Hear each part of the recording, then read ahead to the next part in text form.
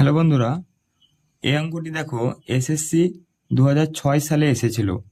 অঙ্কে বলেছে যদি 6 বছরের সরল সুদ আসলের 30% সমান হয়, আসলের সমান হবে কত বছর পরে? অপশন এ 10 বছর, অপশন বি 20 বছর, অপশন সি 22 বছর, অপশন ডি 30 বছর। তো চলো অঙ্কের সমাধান করে সঠিক উত্তরটি জেনে নেওয়া যাক। আমরা জানি আসল সবসময় 100% হয়।